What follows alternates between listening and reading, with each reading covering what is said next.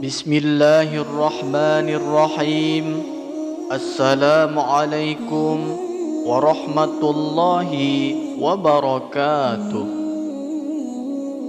Alhamdulillahilladzi arsala rasulahu bilhuda wa dinil haqq liyudhhirahu 'alad dini kullih wa kafa billahi syahida. Ashhadu an la ilaha illallah wahdahu la syarika lah wa ashhadu anna Muhammadan abduhu wa rasuluh, amma ba'du. Syukur alhamdulillah kita masih bisa berjumpa kembali di channel Imam Muda ini. Salawat dan salam tak lupa selalu kita sanjungkan kepada junjungan kita Nabi Agung Muhammad sallallahu alaihi wasallam. Allahumma salli ala sayyidina Muhammad wa ala ali sayyidina Muhammad. Doa dan harapan saya semoga kita semua selalu dalam lindungan Allah Subhanahu wa taala, selalu diberikan kesehatan, dilapangkan rezeki, dipanjangkan umurnya, serta dimudahkan dalam segala urusan. Amin ya rabbal alamin. Sahabat beriman yang dirahmati Allah, salat tahajud adalah salat sunnah yang dilakukan di malam hari setelah tidur. Salat ini memiliki keutamaan yang sangat besar. Allah Subhanahu wa taala berfirman dalam surah Al-Isra ayat 79 yang artinya, dan pada sebagian malam lakukanlah tahajud sebagai suatu ibadah tambahan bagimu. Mudah-mudahan Tuhanmu mengangkat kamu ke tempat yang terpuji. Dari ayat ini kita dapat memahami betapa agungnya salat tahajud dan keutamaannya bagi mereka yang mengerjakannya. Dalam melaksanakan salat tahajud tidak selalu diperlukan bacaan surat yang panjang. Terkadang membaca surat-surat yang pendek dengan penuh kekhusyuan bisa lebih disukai oleh Allah Subhanahu wa taala. Pada kesempatan kali ini kita akan membahas 5 surat pendek yang dianjurkan untuk dibaca dalam salat tahajud yang dapat memberikan ketenangan dan keberkahan tersendiri. Lalu surat-surat pendek apa yang dianjurkan untuk dibaca saat salat tahajud? Silakan simak terus video ini sampai selesai supaya tidak terjadi gagal paham. Tapi sebelum kita lanjutkan, saya mohon dukungannya kepada semua sahabat yang belum subscribe. Silahkan subscribe, kemudian like dan share video ini supaya channel ini bisa terus berkembang dan bermanfaat untuk banyak orang. Sahabat beriman yang dirahmati Allah, berikut adalah 5 surat pendek yang dianjurkan untuk dibaca saat salat tahajud. Surat yang pertama yaitu surah An-Nas. Surah An-Nas merupakan surah perlindungan. Surah ini mengajarkan kita untuk selalu berlindung kepada Allah Subhanahu wa taala dari bisikan setan yang terkutuk. Rasulullah sallallahu alaihi wasallam bersabda, apabila salah seorang dari kalian bangun di malam hari, hendaklah ia mengatakan, aku berlindung kepada Allah yang Maha mendengar lagi Maha mengetahui dari godaan setan yang terkutuk. Hadis riwayat Imam Muslim. Dengan membaca surah An-Nas dalam tahajud, kita mengukuhkan iman kita, memohon pertolongan Allah dari gangguan setan.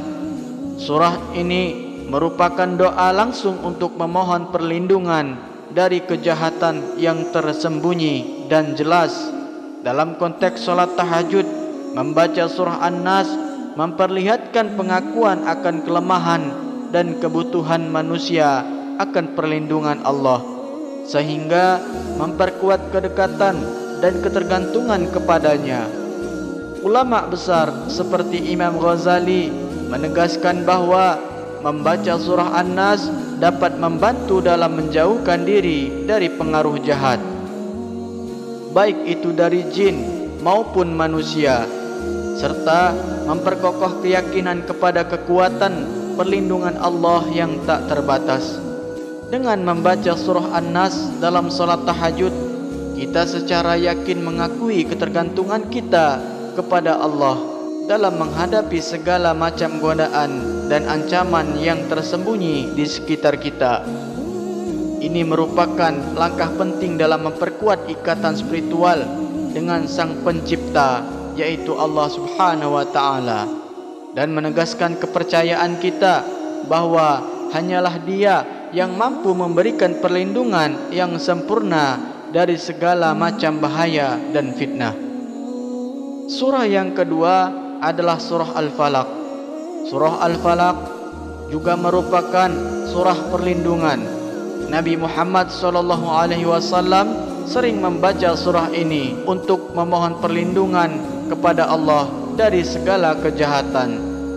Dalam hadis riwayat Imam Tirmizi, Rasulullah SAW bersabda, "Bacalah Qul huwallahu ahad atau surah Al-Ikhlas, Qul a'udzu birabbil falaq atau Al-Falaq, Qul a'udzu birabbin nas atau surah An-Nas 3 kali di waktu pagi dan petang. Maka itu akan mencukupimu dari segala sesuatu." Hadis riwayat Imam Tirmizi.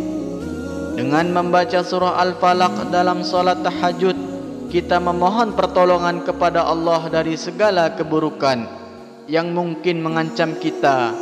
Ayat-ayat dalam surah ini secara eksplisit memohon perlindungan malam seperti sihir dan dengki.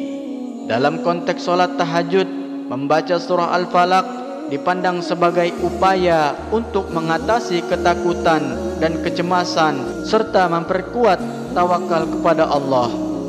Para ulama juga menggarisbawahi bahwa akan pentingnya surah Al-Falaq dalam mengingatkan umat Islam akan kekuasaan Allah atas semua keburukan dan ciptaannya. Surah ini memperkuat keyakinan bahwa hanya Allah lah yang memiliki kekuatan untuk melindungi dan menghindarkan kita dari segala macam malapetaka. Dengan membaca surah Al-Falaq dalam salat tahajud, umat Islam diingatkan untuk selalu bergantung dan meminta perlindungan hanya kepadanya, serta menjauhi segala bentuk keburukan dan godaan yang dapat mengganggu keimanan dan ketakwaan. Surah yang ketiga yaitu surah Al-Ikhlas. Surah Al-Ikhlas adalah surah yang menegaskan keesaan Allah Subhanahu wa Ta'ala. Dalil yang memperkuat keutamaan membaca surah Al-Ikhlas dalam salat tahajud, yaitu dalam sebuah hadis Nabi Muhammad sallallahu alaihi wasallam bersabda, "Apakah kalian tidak mampu membaca sepertiga Al-Quran dalam satu malam? Membaca Qul huwallahu ahad atau Al-Ikhlas setara dengan sepertiga Al-Quran." Hadis riwayat Imam Bukhari. Membaca surah Al-Ikhlas dalam salat tahajud meneguhkan keimanan kita dan mengingatkan kita akan keagungan dan keesaan Allah Subhanahu wa Ta'ala. Ibnu Qayyim Al-Jauziyah menegaskan bahwa membaca surah Al-Ikhlas dengan penuh penghayatan akan membawa manfaat spiritual yang besar, memperdalam pengalaman rohani seseorang. Para ulama juga menyoroti tentang pentingnya membaca surah Al-Ikhlas dalam menjaga keyakinan seseorang muslim dari terjatuhnya ke dalam perbuatan syirik. Dalam era di mana godaan untuk menyekutukan Allah begitu kuat, surah Al-Ikhlas ini memberikan kekuatan spiritual yang kokoh dan memberdayakan umat Islam dalam mempertahankan tauhid dalam segala aspek kehidupan. Surat yang keempat adalah surat Al-Humazah, menghindari perilaku yang buruk. Surah ini menggambarkan celakalah orang-orang yang mengumpulkan harta dan menghitung-hitungnya, dan sesungguhnya harta itu tidaklah kekal. Surah Al-Humazah adalah surah yang mengingatkan umat Islam tentang akibat buruk dan perilaku menggunjing dan meremehkan orang lain. Ayat-ayatnya dengan tegas mengecam perilaku tersebut dan menggambarkan hukuman bagi pelakunya. Membaca surah Al-Humazah dianggap sebagai kesempatan untuk selalu introspeksi dan perbaikan akhlak.